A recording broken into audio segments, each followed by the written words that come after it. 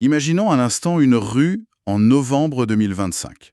Détroit, dans le Michigan. Ouais, le ciel lourd, la tension hyper palpable. Voilà. Et la police locale qui patrouille, elle n'a plus grand-chose de public en fait. Elle est désormais gérée à 60% par des contrats privés. Ce qui change absolument tout. Complètement. Les officiers portent des caméras piétons, bien sûr, mais le flux vidéo ne part pas vers un commissariat municipal. Non, il est directement aspiré, stocké et analysé par une entreprise technologique mondiale. Et ça va beaucoup plus loin que de la simple vidéo. Les données biométriques de ces policiers, genre leur rythme cardiaque, leurs empreintes, tout ça, appartiennent à cette firme. C'est ça, et si un officier est blessé lors d'une intervention, les petites lignes en bas de son contrat autorisent l'entreprise à réutiliser ces données médicales. Pour entraîner de nouveaux algorithmes, sans jamais avoir à lui demander son avis. Et le détail qui fait vraiment froid dans le dos, c'est que cette scène, c'est pas tiré d'un scénario abandonné d'Hollywood. Non, c'est une réalité documentée, froide, qui s'inscrit dans des cadres contractuels bien réels aujourd'hui. On a tous en tête cette frontière imaginaire assez nette, tu sais. L'État gère le bien commun d'un côté et les entreprises privées cherchent le profit de l'autre. Sauf que les documents qu'on examine pour cette plongée au cœur de nos sources montrent que cette frontière s'est complètement évaporée. Évaporer, c'est le mot. C'est le point de départ de notre analyse d'aujourd'hui.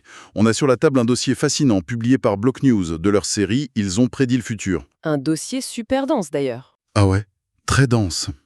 Et il est accompagné d'une montagne de rapports exhaustifs issus du MIT Technology Review, de McKinsey et même de la Banque mondiale. Et leur thèse commune est, pour le moins, audacieuse. Ils avancent que le film Robocop, réalisé par Paul Verhoeven en 1987, n'a jamais été un simple divertissement dystopique avec des cyborgs et des pistolets laser.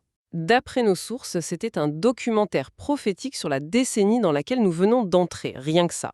C'est une lecture qui force vraiment à repenser notre quotidien. Ce qui ressort des rapports, en fait, c'est pas du tout l'esthétique des robots. C'est la mécanique invisible du pouvoir. Ouais. Le film utilisait l'Amérique des années 80 pour illustrer ce que les analystes appellent aujourd'hui la privatisation de la démocratie. Le glissement progressif, mais total, du pouvoir de décision. Il quitte l'isoloir du citoyen pour s'installer confortablement dans les conseils d'administration. Bon, décortiquons un peu tout ça. Dans l'histoire originale, on a une ville en faillite, totalement terrassée par la criminalité. Et la municipalité est complètement désespérée. Elle lance un appel à l'aide. C'est là qu'intervient la fameuse Omni Consumer Product, l'OCP. Ce que les rapports soulignent avec beaucoup d'insistance, c'est leur méthode. Ils n'envoient pas de chars dans les rues pour faire un coup d'État. Exactement. Ils s'assoient à une table avec le maire et ils signent un contrat. Tout simplement. Ils promettent des résultats, une optimisation des coûts. C'est l'illusion de l'efficacité qui fonctionne comme un vrai cheval de Troie. Et c'est là que McKinsey intervient dans nos sources. Leurs analyses montrent que les géants technologiques d'aujourd'hui déploient l'exacte même stratégie. Prenons les chiffres du rapport. Le marché global des villes intelligentes, les fameuses Smart Cities, il pèse 12 milliards de dollars en 2025. 12 milliards, ouais. Et le plus dingue, c'est que 87% de ce marché est verrouillé par des acteurs privés comme Google, Amazon ou Cisco. Du coup, le transfert de souveraineté ne se fait pas dans la douleur. Il se fait parce qu'on remplace une administration publique par une solution technologique clé en main. Une solution qui promet d'effacer tous les problèmes logistiques comme par magie, ouais. J'ai une image en tête en lisant ces chiffres, en fait. C'est un peu comme si la serrure de ma porte d'entrée était cassée. D'accord. J'arrivais pas à joindre un serrurier et qu'une milice privée me proposait de sécuriser ma maison gratuitement. Ah, je vois où tu veux en venir. Sur le moment, je signe les yeux fermés. Je suis ravi de pouvoir dormir sur mes deux oreilles. Sauf que 6 mois plus tard, je réalise que l'entreprise a modifié les conditions d'utilisation Comme d'habitude. et qu'elle me facture désormais un micro-paiement à chaque fois que je veux ouvrir la porte de mon propre frigo. C'est une excellente analogie. D'ailleurs, on va pas se mentir, j'ai littéralement cliqué sur « Accepter tous les cookies » ce matin sur un site juste pour lire un article sur ces mêmes villes intelligentes, sans lire une seule ligne. On le fait tous. J'ai virtuellement donné les clés de ma cuisine à une régie publicitaire, n'est-ce pas, hein? Ton anecdote illustre parfaitement le mécanisme. L'abandon de nos droits se fait toujours contre une promesse de confort immédiat. On commence par des trucs qui semblent purement techniques, genre Google qui optimise les feux de circulation pour réduire les bouchons. Ou Amazon qui repense l'infrastructure logistique des livraisons urbaines. Mais une fois l'infrastructure sous contrôle, la nature du pouvoir change complètement. C'est exactement le parcours de l'OCP dans le film. Il commence par gérer les commissariats, puis il s'attaque à l'urbanisme pour finalement dicter la politique de la ville entière. Et les auteurs du dossier font un parallèle super frappant avec une réplique du vice-président de l'OCP. Il dit « Nous ne sommes pas une entreprise, nous sommes l'avenir ». Ah ouais, cette phrase est dingue. Quand on écoute les discours des dirigeants de la tech face au gouvernement aujourd'hui, ils ne se positionnent plus comme de simples vendeurs de serveurs. Non, il se présente comme la seule infrastructure capable de soutenir la civilisation moderne. C'est tout à fait ça. Ce qui m'amène à une question évidente. Si la ville entière devient une filiale d'une entreprise technologique, quel est le statut des gens qui marchent dans ces rues? Excellente question. Si l'environnement est privatisé, que devient le citoyen? C'est là que l'analyse du MIT bascule. On passe de la gestion urbaine à l'échelle du corps humain. Et ils abordent ce qu'ils appellent le syndrome Alex Murphy. C'est vraiment le cœur philosophique du dossier. Alex Murphy, c'est ce policier banal qui meurt en service au début du récit. Ouais. En vertu des fameux contrats signés par la ville, son corps devient littéralement la propriété légale de l'entreprise. Pas de consentement, pas de consultation de la famille, rien. Rien du tout. Il le ressuscite sous la forme de Robocop, qui est un produit sous copyright. Et surtout, son cerveau est désormais régi par des directives prioritaires. Des lignes de code qu'il ne peut ni questionner ni contourner. Voilà. Attends, le concept est fort pour un film, on est d'accord, mais comment nos sources appliquent-elles ça à nous aujourd'hui? Je veux dire, j'ai pas de logo d'entreprise gravé sur le front, moi. Non, pas physiquement, c'est sûr. Et personne n'a remplacé mon bras par une prothèse en titane. Enfin, pas encore. Pas physiquement en effet, mais regardons les mécanismes documentés par le MIT Technology Review. En 2026, 89% des données civiques appartiennent à des corporations privées. 89%. Et le rapport introduit un concept clé, les data workers, ou travailleurs de la donnée. C'est-à-dire nous tous, en fait. Et exactement. À chaque fois qu'une personne se déplace avec son téléphone, paie avec une carte ou interagit avec une interface urbaine, elle génère de la valeur pour une entreprise. Nos comportements sont aspirés, analysés et surtout codifiés. Les algorithmes qui décident de l'attribution d'un prêt immobilier par exemple, ou du tarif d'une assurance santé en fonction des données d'une montre connectée. Ou même juste des infos qui apparaissent sur notre fil d'actualité. Tout ça agit exactement comme les directives prioritaires de Murphy. Ces algorithmes canalisent nos choix dans des couloirs invisibles. Donc si je comprends bien l'argument, l'idée de capital fixe, c'est pas juste du jargon marxiste abstrait. Pas du tout. Le texte affirme que nos habitudes et nos décisions, vu qu'elles sont prévisibles, sont devenues des actifs financiers intégrés au bilan comptable de ces entreprises. C'est exactement la conclusion du rapport. Il souligne que la tragédie de la privatisation technologique, c'est pas l'incompétence, c'est l'inverse. C'est l'efficacité. C'est l'efficacité redoutable avec laquelle elle remplace le libre arbitre par du code informatique. L'être humain est dépouillé de son statut de sujet politique pour devenir un simple gisement comportemental.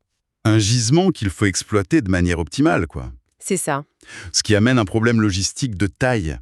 Si les citoyens sont devenus des produits hautement prévisibles, on ne peut pas les laisser évoluer dans une ville chaotique. Une ville en ruine avec des interactions aléatoires, non. Il faut concevoir un boîtier parfait pour ces produits. Et c'est là que les sources abordent le passage du vieux Détroit à ce que le film nomme Delta City. Delta City, c'est le grand projet immobilier de la corporation. L'objectif, c'est de raser les quartiers historiques, populaires un peu désordonnés. Faire table rase. Et à la place, ils construisent une métropole purement algorithmique, aseptisée, structurée par des standards d'entreprise sans aucune aspérité. Le dossier de Block News relie ça directement à des initiatives modernes, genre le projet Sidewalk Labs que Google a tenté d'implanter à Toronto. Ou les zones intelligentes gérées par Amazon. Et les 18 villes européennes partiellement sous administration technologique privée en 2025. Dans chaque cas, le tissu urbain organique et imprévisible est remplacé par une grille de contrôle. C'est systématique. Bon, je vais me faire l'avocat du diable une seconde, parce que cette vision, elle est quand même très sombre, hein. Je t'écoute. Soyons honnêtes, si je rentre chez moi à 2 heures du matin, je préfère infiniment marcher dans une rue propre, avec un éclairage intelligent, et sous la protection des fameux 5,2 milliards d'appareils de surveillance évoqués par la Banque mondiale. C'est un argument qu'on entend souvent. Des services rapides, l'absence de criminalité. Enfin, je veux dire, c'est pas exactement ce que les électeurs réclament à chaque élection. Le dossier prouve-t-il vraiment que cette perte de chaos nous porte préjudice au quotidien, ou c'est juste de la nostalgie romantique pour une époque dangereuse? C'est la friction centrale soulevée par les auteurs, et c'est vraiment crucial. Bien sûr que la sécurité et la propreté sont désirables. Personne ne dit le contraire. Heureusement. Mais le rapport de la Banque mondiale n'analyse pas ces 5,2 milliards de caméras comme de simples outils de sécurité. Ah, et c'est quoi leur fonction de première alors, Eva? C'est documenté par les brevets technologiques eux-mêmes. C'est la prédiction comportementale et la monétisation. D'accord. Ce qui disparaît, c'est pas juste le crime. C'est le droit fondamental à l'anonymat et à l'imprévisibilité. Une ville, historiquement, c'est le lieu de la friction démocratique, de la manifestation, de la rencontre interclasse. Et en transformant l'espace public en un environnement sous monitoring constant, on perd ça. On ne crée pas une communauté sûre. On crée un centre commercial à ciel ouvert, où l'accès est conditionné par la rentabilité du profil de l'usager. Donc, si t'es pas rentable, Tu dégages. Les sources montrent que cette optimisation s'accompagnait systématiquement d'une gentrification agressive. Les populations jugées non rentables sont discrètement expulsées de la zone intelligente. d'accord. L'argument de la surveillance comme outil de ségrégation économique est hyper puissant. Mais du coup, ça soulève une autre question évidente. Laquelle? Si on expulse les gens, si on confisque leurs données, si on transforme leur ville en centre commercial surveillé, pourquoi la population se laisse-t-elle faire? Ah! Historiquement, ce genre de dépossession, ça déclenche des émeutes colossales. Comment on fait accepter ça à des millions de personnes sans tirer un seul coup de feu? C'est là que l'analyse du film prend une dimension presque troublante de précision. La méthode pour faire accepter l'inacceptable, c'est pas la force brute, c'est la saturation de l'attention. La distraction massive. Le récit du film est constamment haché par de fausses coupures publicitaires ridicules, criardes, et par des journaux télévisés d'une violence extrême, débités à toute vitesse, sans aucune analyse de fond. Le présentateur qui sourit avec des dents ultra blanches, juste après avoir annoncé une tragédie nucléaire. C'est glaçant. C'est ça? Le dossier de Block News n'y va pas par quatre chemins d'ailleurs. Ils affirment que le réalisateur a conceptualisé l'algorithme de TikTok avec près de 40 ans d'avance. C'est un truc de fou quand on y pense. Et les chiffres cités sont ahurissants. En 2025, un citadin moisien passe 4h30 par jour absorbé par ses flux vidéo. 4h30. Et le rapport explique le mécanisme biologique derrière ça. Il ne s'agit pas d'un simple passe-temps. Ces flux ininterrompus de contenu court qui alternent comédie absurde, drame absolu et incitation à la consommation, ça crée des boucles de dopamine spécifiques dans le cerveau. Une vraie drogue, quoi. C'est une méthode d'épuisement cognitif. Le cerveau humain, soumis à cette montagne de stimuli contradictoires, perd sa capacité à hiérarchiser l'information, ou même à maintenir une attention critique soutenue. Pour le dire crûment, on n'a plus l'énergie mentale de s'indigner d'un contrat municipal douteux parce qu'on vient d'être essoré par 3 heures de vidéos de chats et de clash politiques. C'est exactement le concept de censure par le bruit. On ne cache plus les documents compromettants, on les noie simplement sous un océan de futilité. Et la conclusion des analystes sur ce point est implacable. Une fois que les médias et les plateformes sociales sont intégrés à cette méga structure corporatiste, leur fonction démocratique d'information disparaît totalement. La saturation devient le mécanisme de contrôle social parfait. Le plus pacifique et le plus infaillible jamais mis en place. Un citoyen distrait dont le temps de cerveau est épuisé est un citoyen docile. C'est fou. Jusqu'ici, on pourrait se dire que ce scénario de ville gérée par des conglomérats, c'est très lié à la culture de la dérégulation des années 80 aux États-Unis. Oui, très américain dans l'âme. Mais ce qui rend ces documents particulièrement pertinents, c'est la façon dont ils appliquent cette grille de lecture dystopique directement à l'Europe, et tout spécialement à la France. C'est là que l'analyse quitte la théorie pour s'ancrer dans du très concret. Voilà. Et c'est crucial de mentionner ici, pour quiconque écoute, que nos sources utilisent le paysage politique français actuel vraiment comme une étude de cas. C'est une analyse systémique de la part de Block News, croisée avec Politico et France 24. Exactement. Le dossier avance l'argument que cette dynamique n'a pas de frontières, tout simplement. Reprenons les faits exposés par les rapports. Les sources étudient l'administration d'Emmanuel Macron, spécifiquement sur la période 2022-2024. Les documents de Politico recensent la signature de plus de 300 partenariats publics-privés, les fameux PPP. Et on ne parle pas de contrats mineurs. Ça concerne la gestion d'axes routiers, l'administration d'hôpitaux ou encore le fonctionnement d'universités.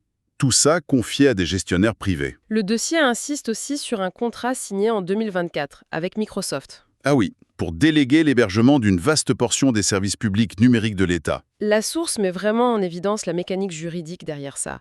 Quand un État gère un hôpital, la logique sous-jacente, imparfaite ou non, c'est celle du droit aux soins. Logique. Mais dès l'instant où un PPP est signé pour en déléguer l'exploitation, l'entité privée doit rendre des comptes à ses actionnaires. Elle doit dégager un retour sur investissement. Et les auteurs montrent que ce simple changement de statut modifie l'ADN même de l'infrastructure. Le patient glisse vers un statut de client Et le lit d'hôpital devient un actif qui doit afficher un taux de rotation rentable. Ce que nos sources soulignent, c'est que cette érosion des piliers historiques, comme la sécurité sociale à la française, n'est jamais présentée comme une privatisation brutale. Non, ça passerait pas. Elle est systématiquement justifiée dans les discours officiels par les termes d'efficience et de modernisation. Et c'est là que la comparaison des sources frappe hyper fort. C'est mot pour mot la rhétorique utilisée par le maire de Détroit dans le film de 1987 pour justifier la cession de la police. Le rapport utilise ça pour illustrer que le corporatisme transcende les cultures politiques, en fait. Selon ces analystes, que l'on soit dans le berceau du capitalisme américain ou dans un modèle historiquement très protecteur comme la France, l'avertissement de verre au vin reste valide. Une fois le pouvoir décisionnel cédé à une entité motivée par le profit, la définition même de service public comme un droit inaliénable s'effrite. Au profit d'une logique de marché, oui. L'efficacité devient l'unique boussole au détriment de l'équité et du contrôle démocratique par la population. Alors que signifie tout ça au final ? Si on rassemble toutes les pièces de ce puzzle documentaire, Block News, MIT, McKinsey, Le portrait global est assez sidérant. correspond point par point au cauchemar de Vero Haven. 60% de police privatisée, l'omniprésence des GAFAM, la désensibilisation par les algorithmes. Ce n'est plus de la science-fiction. Ce qu'on accepte aujourd'hui sous le terme rassurant de modernisation, c'est exactement ce que les salles de cinéma de 1987 qualifiaient de dystopie. Le miroir tendu par ces documents est super sombre, on va pas se le cacher. Grave. Pourtant, l'analyse détaillée du film ne se termine pas sur une capitulation totale face à ce rouleau compresseur. Le fil conducteur d'Alex Murphy offre une dernière leçon. Comment revenir en arrière, en quelque sorte? Face à l'efficacité glaçante du système qui a fait de lui un produit, la seule véritable issue montrée par l'histoire, c'est la rébellion intime. Le refus du code. C'est ça. À la fin de l'œuvre, malgré l'armure qu'on lui a soudée sur le corps, malgré les algorithmes qui dictent sa vision, Murphy parvient à court-circuiter ses propres directives prioritaires. Il se rappelle son nom. Il retrouve son humanité. Ce refus viscéral de n'être qu'une simple ligne de profit sur un tableau Excel, c'est une image tellement puissante. Très puissante. Et ça nous laisse sur une question vraiment ouverte à méditer pour notre auditoire. Je t'écoute. Si la plus grande victoire de ce corporatisme total est de nous faire oublier que nous sommes devenus des produits, quelle serait notre version quotidienne du refus du code ? C'est la vraie question. Comment, à notre échelle, dans une ville quadrillée par des capteurs ou face à un flux ininterrompu d'images, pouvons-nous prouver à l'algorithme que nous sommes encore, obstinément, humains ? C'est une pensée à garder bien vivante, surtout la prochaine fois qu'un écran exigera de valider de nouvelles conditions d'utilisation. Exactement. Merci à tous d'avoir suivi cette plongée au cœur de nos sources. On vous laisse méditer là-dessus.